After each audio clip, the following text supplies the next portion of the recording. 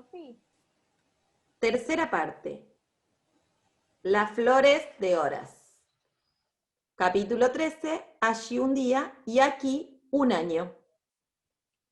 Momo se despertó y abrió los ojos.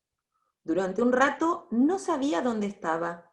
Se sentía confundida, porque se encontraba de nuevo en las gradas de piedra, cubiertas de hierba del viejo anfiteatro donde ella vivía. Pero, ¿no estaba hacía unos instantes en la casa de ninguna parte del maestro Ora? ¿Cómo es que de repente había llegado hasta allí? Era de noche y hacía fresco. Por el este comenzaba a alborear. Momo sintió frío y se arrebujó en su amplia chaqueta. Recordaba perfectamente todo lo que había vivido. El recorrido nocturno a través de la gran ciudad, siguiendo a la tortuga, aquel barrio de extraña luminosidad y las casas blancas y relucientes, el callejón de nunca jamás, la sala con los incontables relojes, el chocolate y los panecillos con miel, cada una de las palabras de su conversación con el maestro Ora y el acertijo. Pero sobre todo, recordaba la experiencia vivida bajo la cúpula dorada. No tenía más que cerrar los ojos para ver de nuevo ante sí la maravilla de colores nunca vista de esas flores, y las voces del sol, la luna y las estrellas resonaban aún en sus oídos con tal claridad que incluso podía canturrear las melodías. Y mientras lo hacía, se fueron formando en ellas palabras, palabras que verdaderamente expresaban el perfume de las flores y sus colores nunca vistos. Las voces del recuerdo de Momo eran las que decían esas palabras, pero con el propio recuerdo había sucedido algo maravilloso. Momo encontró en él no solo lo que había visto y escuchado, sino más y cada vez más. Como de un pozo mágico e inagotable, surgían miles de imágenes de flores de horas, y con cada flor sonaban nuevas palabras. Momo solo tenía que escuchar muy atentamente dentro de sí para repetirlas, incluso para poder cantarlas. Hablaban de cosas misteriosas y fantásticas, pero según Momo, las iba repitiendo, era capaz de comprender su significado. A eso se refería el maestro Ora cuando le dijo que las palabras primero tenían que crecer en ella. ¿O es que al final todo había sido solo un sueño? En realidad no había sucedido. Pero mientras Momo reflexionaba, vio moverse algo en el centro del círculo. Era una tortuga que estaba buscando con toda la calma del mundo algunas hierbas comestibles. Momo descendió rauda y se agachó junto a ella. La tortuga alzó solo un momento la cabeza, escudriñó a la niña con sus vetustos ojos negros y siguió comiendo tranquilamente. «Buenos días, tortuga», dijo Momo. No pareció respuesta ninguna en su caparazón. «¿Eres tú?», preguntó Momo, «la que me condujo esta noche pasada hasta el maestro Ora». De nuevo ninguna respuesta. Momo suspiró decepcionada. «Qué pena. Así que tan solo eres una tortuga común y no... Vaya, he olvidado su nombre. Era un nombre muy bonito, pero largo y extraño. Nunca antes lo había oído». Casiopea apareció de pronto con letras apenas iluminadas en el caparazón de la tortuga. Momo lo leyó entusiasmada. «Sí», gritó dando palmas, «ese era el nombre. Entonces eres tú. Tú eres la tortuga del maestro Ora, ¿no?». «¿Quién si no? Pero, ¿por qué antes no me has contestado?». «Estoy desayunando», se podía leer en el caparazón. «Perdón», se disculpó Momo, «no te quería molestar. Solo quería saber cómo es que estoy aquí de nuevo». «Tu deseo», apareció como respuesta. «Qué extraño», murmuró Momo. «No me puedo acordar en absoluto. ¿Y tú, Casiopea, por qué no te has quedado con el maestro ahora en vez de venir conmigo?». «Mi deseo», apareció en el caparazón. «Muchas gracias», dijo Momo. «Es muy amable por tu parte». «De nada», fue la respuesta. Y con ello, la tortuga pareció dar por terminada la conversación, ya que siguió su camino para proseguir con su desayuno interrumpido. Momo se sentó en los escalones de piedra y se sintió feliz al pensar que iba a volver a encontrarse con Beppo, Gigi y los niños. Escuchó de nuevo la música, que no cesaba de sonar en su interior. Y aunque estaba completamente sola y nadie la oía, iba cantando cada vez más alto y con más ánimo las melodías y las palabras que escuchaba, dirigiéndolas hacia el sol naciente. Y le pareció como si los pájaros y los grillos y los árboles e incluso las viejas piedras estuvieran oyéndola. No sabía que durante un largo tiempo no encontraría ningún otro oyente. No podía saber que estaba esperando en balde a sus amigos, que había estado fuera mucho tiempo y que, entre tanto, el mundo había cambiado. Con Gigi Cicerone, los hombres grises lo habían tenido en comparación mucho más fácil. La cosa comenzó cuando, hacía más o menos un año, poco después del día en que Momo se había esfumado sin dejar rastro, apareció en el periódico un largo artículo sobre Gigi. El último narrador auténtico, decía el titular, y además daba indicaciones sobre dónde y cuándo encontrarle, y decía que constituía una atracción que uno no se podía perder. A partir de aquel momento, fue llegando cada vez más gente al viejo anfiteatro para ver y escuchar a Gigi, y Gigi, claro está, no tenía nada en contra. Como siempre, contaba sus historias, lo primero que se le ocurría, y después pasaba la gorra que cada vez quedaba más llena de monedas y billetes. Muy pronto, le contrató una agencia de viajes que además le pagaba adicionalmente una suma fija por el derecho a presentarle como una atracción. Los viajeros llegaban en autocars y poco tiempo después, Gigi tuvo que organizar un horario estricto para que todos los que habían pagado tuvieran la oportunidad de escucharle, ya que en aquel entonces comenzó a echar mucho de menos a Momo, porque sus historias ya no tenían alas. Si bien seguía negándose con firmeza a contar 2 veces la misma, incluso cuando le ofrecían por ello el doble de dinero. A los pocos meses ya no tenía necesidad de actuar en el viejo anfiteatro y pasar la gorra. La radio lo contrató y un poco más tarde la televisión. Allí contaba sus historias 3 veces por semana, ante millones de oyentes y espectadores, y ganaba un montón de dinero. Entre tanto, tampoco vivía cerca del viejo anfiteatro, sino en un barrio totalmente diferente en el que todos sus vecinos eran ricos y famosos. Alquiló una casa grande y moderna, situada en medio de un parque muy cuidado. Ya tampoco se llamaba Gigi, sino Girolamo. Por supuesto, hacía mucho que había dejado de inventarse, como antes, nuevas historias. Ya no tenía tiempo para eso. Comenzó a ser ahorrativo con sus ocurrencias. De una sola, ahora a veces sacaba hasta 5 historias. Y cuando ya no bastaba para satisfacer la demanda cada vez más creciente, un día hizo algo que nunca hubiera debido hacer. Contó uno de los cuentos que estaba destinado exclusivamente a Momo. La historia fue devorada igual de prisa que las demás, y enseguida también fue olvidada.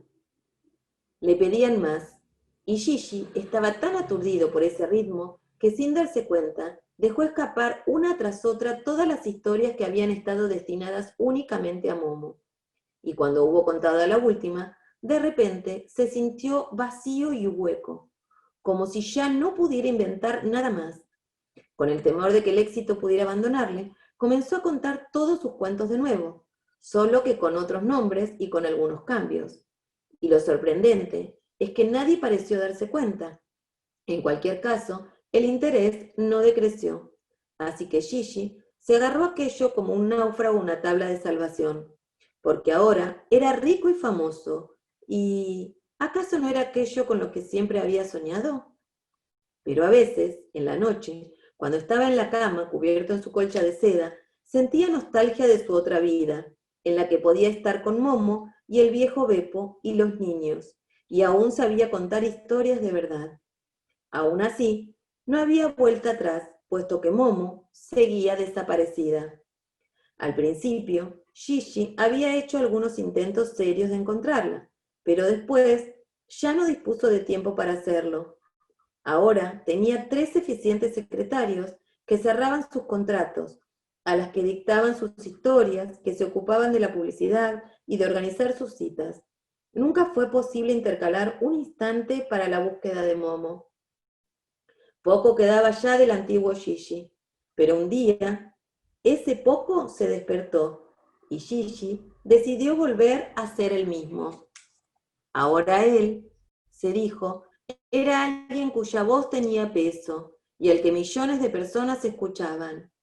¿Quién, sino él, podía decirle la verdad a la gente?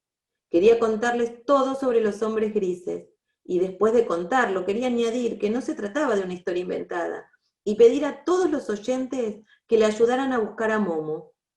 Tomó esa determinación en una de aquellas noches en las que añoraba a sus viejos amigos, y cuando llegó la madrugada, ya estaba sentado ante su gran escritorio, tomando apuntes para su plan.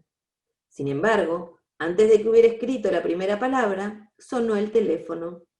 Levantó el auricular, se lo puso al oído y se quedó paralizado de espanto. Una voz extraña, átona, podría decirse grisácea, le habló, y en aquel mismo instante sintió su cuerpo inundado de una sensación de frío que parecía provenir de la médula de sus huesos. «Déjalo estar», dijo aquella voz. «Te lo decimos por tu bien». «¿Quién habla?», preguntó Gigi. «De sobra lo sabes», contestó la voz. «No hace falta que nos presentemos. Si bien hasta ahora no has tenido el placer de conocernos personalmente, nos perteneces desde hace ya tiempo de la cabeza a los pies. No me digas que no lo sabías». «¿Qué queréis de mí?». «Lo que te has propuesto no nos gusta nada. Sé bueno y deja las cosas tal y como están. ¿De acuerdo?». Gigi hizo acopio de todo su valor. «No, no lo dejaré. Ya no soy aquel pequeño y desconocido Gigi Cicerone. Ahora soy un gran hombre. Ya veremos si podéis conmigo». La voz soltó una risa anodina y de repente Gigi comenzó a castañetar los dientes. «Tú no eres nadie», dijo la voz. «Nosotros somos tus artífices. Tú no eres más que un muñeco de goma inflable. Nosotros te hemos inflado. Pero si nos inoportunas, entonces te desinflaremos de nuevo. ¿O es que acaso crees en serio que todo lo que eres se lo debes a tu persona y a tu insignificante talento?». «Sí, eso es lo que creo», replicó Gigi con voz ronca. «Pobre, pobre pequeño Gigi», dijo la voz. «Tú eres y seguirás siendo un iluso. Antes eras el príncipe Girolamo en el papel del pobre diablo Gigi. ¿Y ahora qué eres? El pobre diablo Gigi en el papel del príncipe Girolamo. No obstante, deberías estarnos agradecido, ya que al fin y al cabo hemos sido nosotros los que te hemos permitido hacer realidad tus sueños».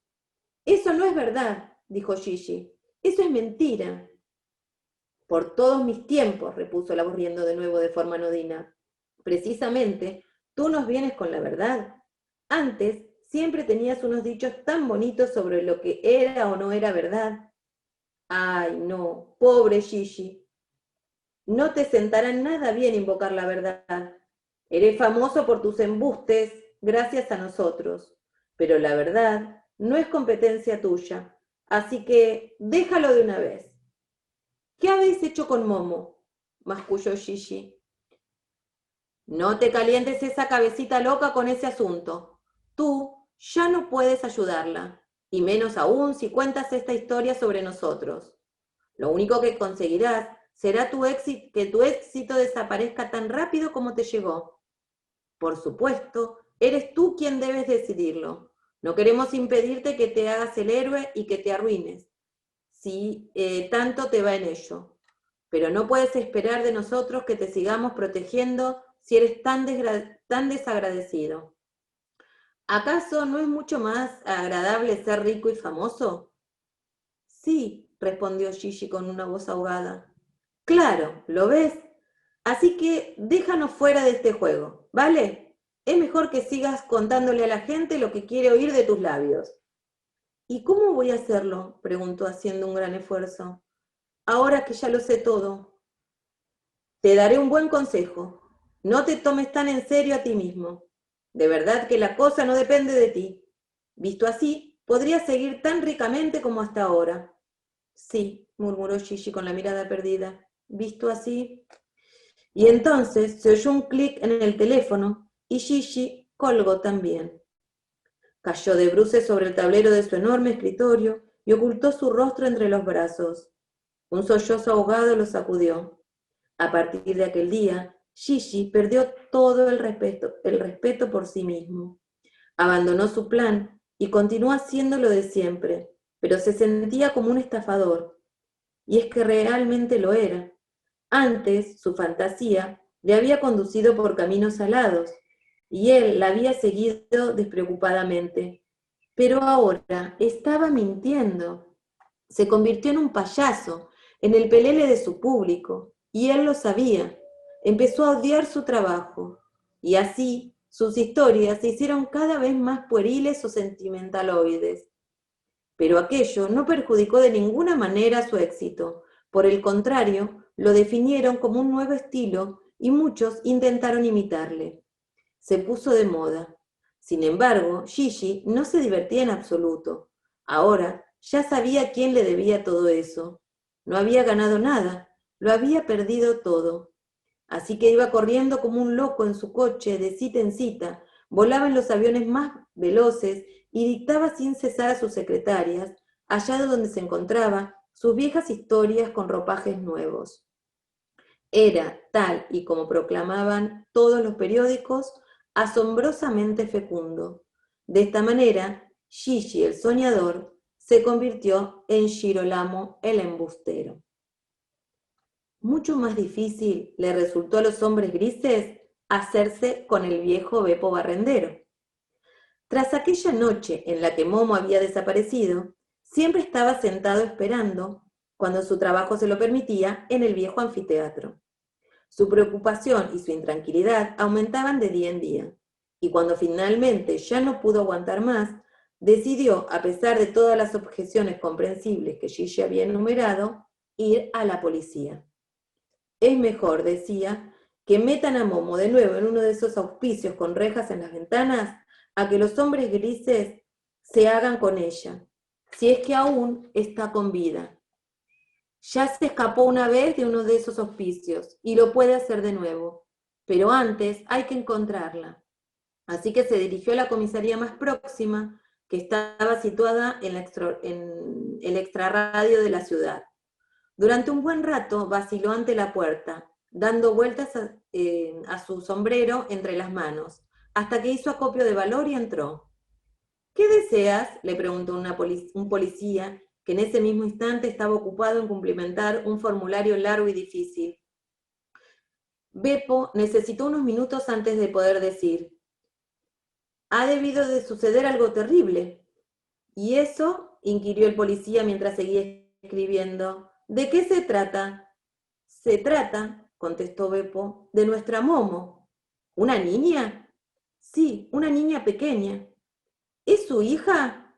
«No», repuso Memo confundido. «Quiero decir, sí, pero yo no soy el padre».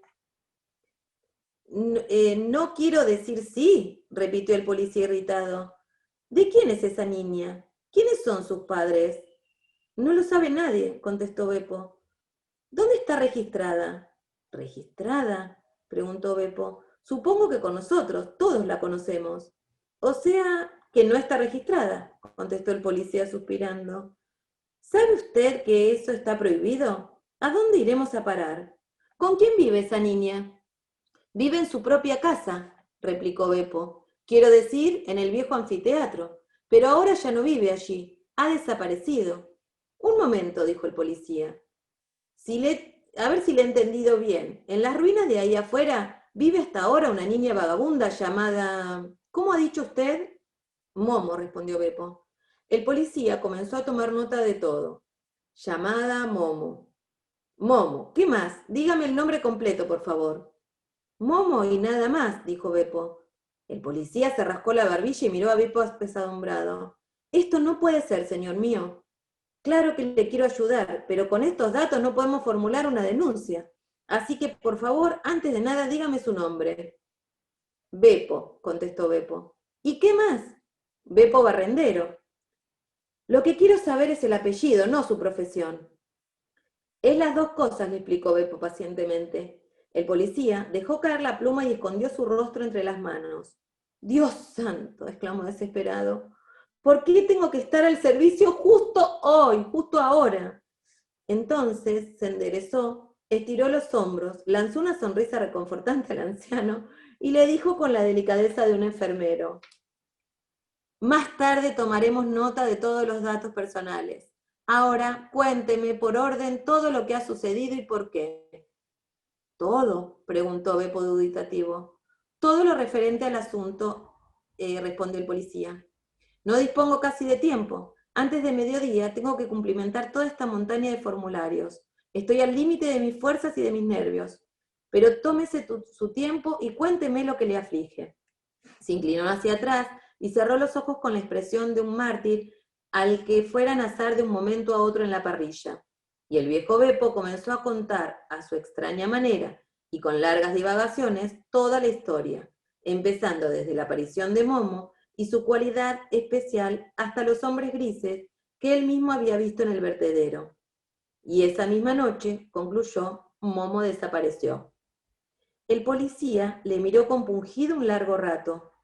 En otras palabras, dijo finalmente, había una vez una pequeña muchacha muy inverosímil, cuya existencia no se puede demostrar, que fue secuestrada por una especie de fantasmas, que como todos sabemos no existen, pero que la han llevado no se sabe dónde, aunque eso tampoco es muy seguro, y de esto tiene que ocuparse la policía. Sí, por favor, dijo Beppo. El policía se inclinó hacia adelante y exclamó con rudeza: échame el aliento. Beppo no entendía el porqué de la orden, así que se encogió de hombros y luego, muy obediente, le echó el aliento en la cara al policía. Este olfateó y meneó la cabeza. Evidentemente no estaba borracho. No, susurró Beppo rojo de vergüenza. Nunca lo he estado. Entonces, ¿por qué me estás contando todos estos disparates?, inquirió el policía. ¿Es que nos toma por tontos y piensa que vamos a creernos todos estos cuentos de vieja? Sí, contestó sin malicia. Aquello acabó con la paciencia de la gente. Saltó de su silla y de un puñetazo sobre el formulario largo y complicado que estaba encima de su mesa. Ya está bien, gritó rojo de ira. Desaparezca de inmediato de mi presencia. Si no lo hace, le encerraré por desacato a la autoridad. Disculpe, susurró Beppo intimidado. No quería decir eso. Quería decir que... ¡Fuera!, bramó el policía. Beppo se dio la vuelta y salió de la comisaría. A lo largo de los días siguientes, se presentó en diferentes comisarías. Las escenas en que ellas tuvieron lugar apenas se diferenciaban de la primera. Lo echaron, lo mandaron educadamente a casa o lo consolaron para librarse de él. Pero en una ocasión, Beppo topó con un jefe de policía que tenía menos sentido del humor que sus otros colegas. Le dejó relatar todo sin mover un solo músculo de la cara, y después dijo con frialdad: este viejo está loco. Tendremos que comprobar si constituye un peligro público. Llévenlo al calabozo. Beppo tuvo que esperar medio día en la celda, hasta que vinieron 2 policías y lo metieron en un coche. Atravesaron toda la ciudad hasta llegar a un edificio grande y blanco, con barrotes en la ventana. Pero no se trataba de una cárcel o algo parecido, como pensaba Beppo al principio, sino de un hospital para enfermos nerviosos. Allí lo examinaron al detalle. El doctor y los enfermeros fueron muy amables con él. No se rieron ni le regañaron. Incluso parecían interesarse vivamente por su historia, ya que tenían que cortarla una y otra vez. Y si bien nunca le contradecían, Beppo tampoco tenía la sensación de que le creyeran de verdad. No sabía lo que querían de él, pero no le dejaban marcharse. Cada vez que preguntaba cuándo le dejarían salir, le decían: pronto, pero por el momento aún le necesitamos. Debe entenderlo. Las indagaciones aún no han terminado, aunque estamos progresando. Y Beppo Creía que se trataba de una investigación para dar con el paradero de la pequeña Momo, y se armaba de paciencia.